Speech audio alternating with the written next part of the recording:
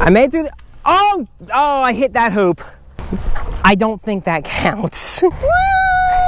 See, helicopter noises.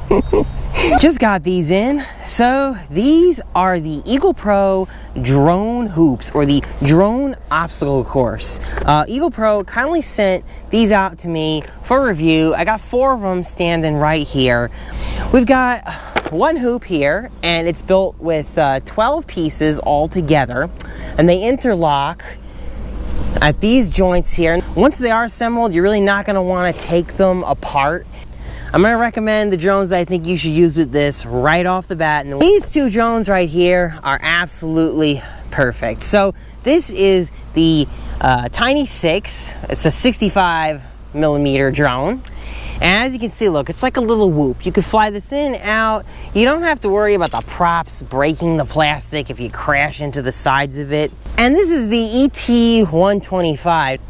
You can fly through this. Again, it's guarded, and you won't have to worry about these little motors clipping the plastic.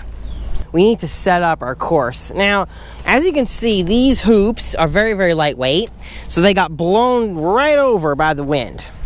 That's why you need to use a rock, or you need to use something to keep it down, and they tell you that in the instructions. So we have a little variety here. Definitely gonna put one here in the sun. That rock should hold it. Now I want one in the shade. I'm gonna put this here. And the reason I'm doing that is because I want you guys to be able to try to see what these look like in the shade and in the sun. I think that's an important thing to know.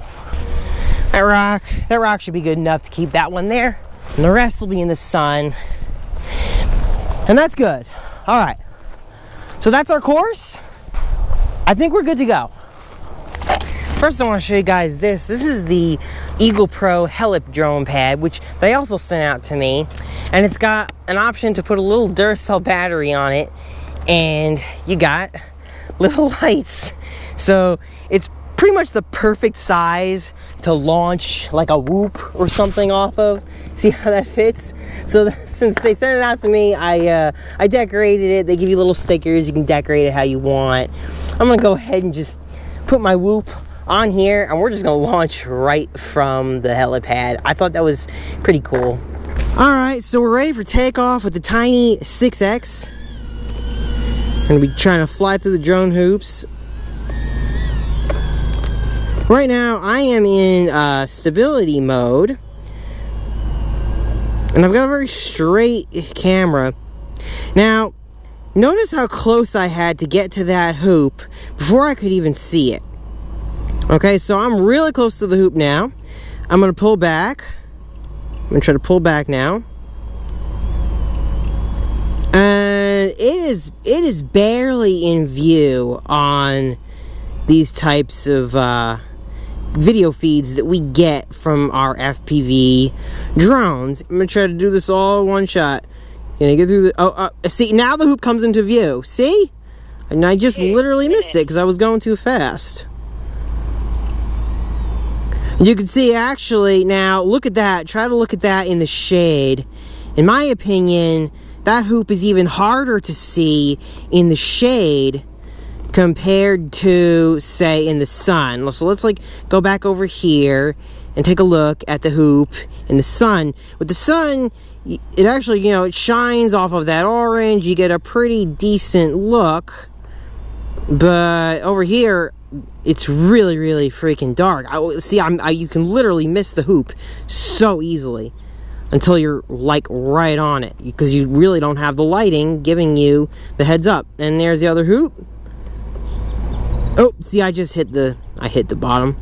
But you can hit the hoops all you want with this Tiny 6X, and you're not gonna hurt it. You don't even have to worry about it.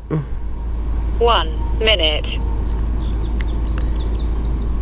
And here we go. All right, so let's try to go through all the freaking hoops. Number 1 from the back. I'm going towards the dark one. My FPV is kind of getting scratchy. All right, number 2.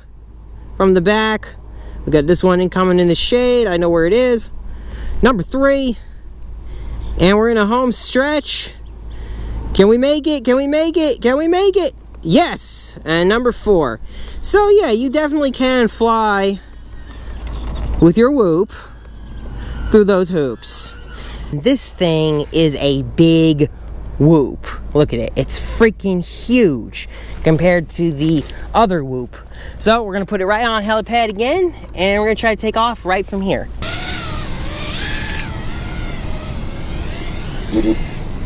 Okay.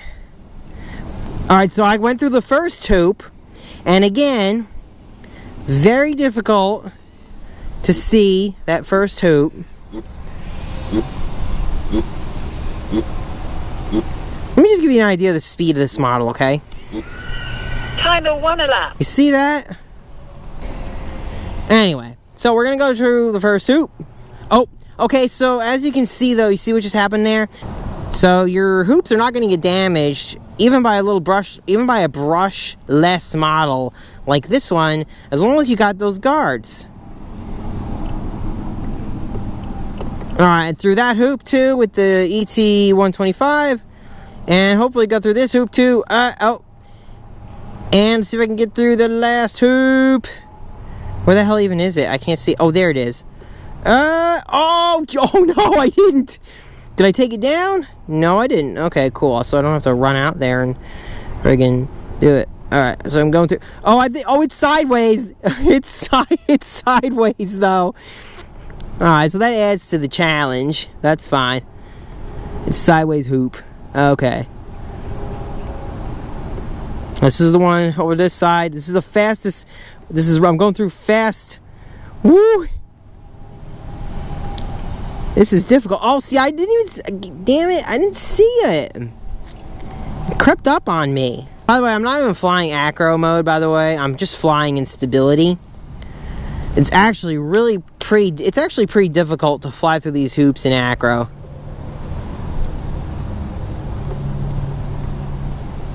There we go. Oh God! See, that's what happens when you try to fly acro through the hoops. Alright, one sec, I gotta go grab it now. Alright, so I've decided to change the course parameters a little bit. We know that these hoops are difficult to see on the FPV screen unless you get pretty darn close to them. So, instead of having them more spread out, I put them all in a circle here, nice and close.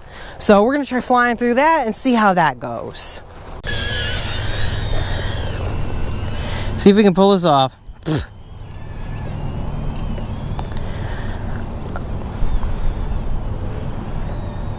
Well, there's a lot of glare in my face now from the sun, but I can still see the hoop. Okay. Oh man, we just screwing with me. Alright, there's the one. There's another one. And I missed that one. Just sloppy control on my part. But I can see all of them. And actually, look at how bright that hoop is with the sun directly on it like that. I can actually see it from all the way. Yeah, from here it's pretty visible, actually. So I can see this one coming from all the way over there with the sun.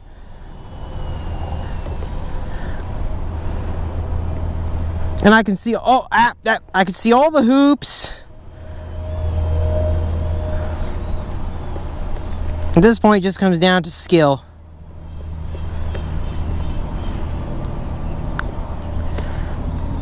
Nope.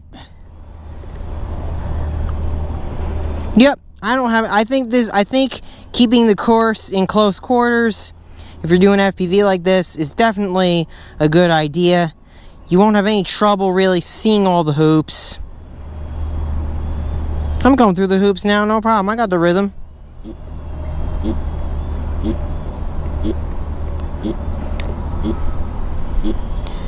See what if I can keep my streak. Timer 1 elapsed. Shut up. Oh, I would have kept my streak, but you know what's happening? My battery on my whoop is going. Alright, I want to just briefly touch on a subject of camera angle when it comes to these hoops. Now, you notice that the Tiny 6X is really straight on, okay? The Baby Hawk R it has an angled camera. Now that's completely normal, and of course you can change the camera angle. But if your camera angle isn't pretty straightward, it's going to be really, really hard to fly through these hoops, especially with how low to the ground they are. Like, people who fly FPV will often say coming in for a landing can be quite a challenge because you can't really see so much of the floor in front of you with your camera pointing directly up. This is the best angle to use if you want to do acro or other tricks, especially when you're flying like this. You want your camera looking up. You don't want to be looking at the freaking ground. But if you're trying to just mosey your way through these hoops, it's going to be difficult. It's definitely going to be difficult. So that was one of the challenges I had with flying the Baby Hawk R through the hoops. I did manage to get it through, but it was a huge challenge. It was a really huge challenge.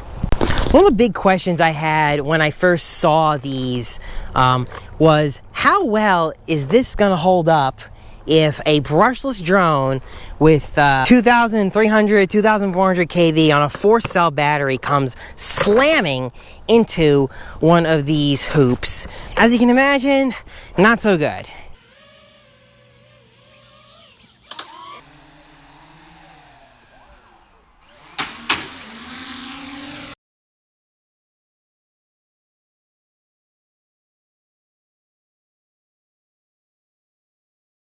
You will inflict major damage to these hoops if you do hit it hard enough, if you were going fast enough, because I did find myself sort of really slowing down as much as possible just so I could make it through the hoops during my testing.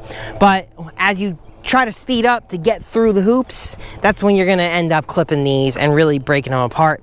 It is great that EaglePro provides 2 extra pieces inside every box that you get with the hoops, so that way if you do break one or something stupid does happen, you can actually fix it really easily. Alright, so what's the verdict on the hoops? You probably want to know, what is the final opinion here? It's not that it's not fun. Yeah, it's got a 25-inch diameter, but you're only going to be able to use models like this realistically. Realistically, models like Whoops, small toys, 125 millimeters, honestly, maximum.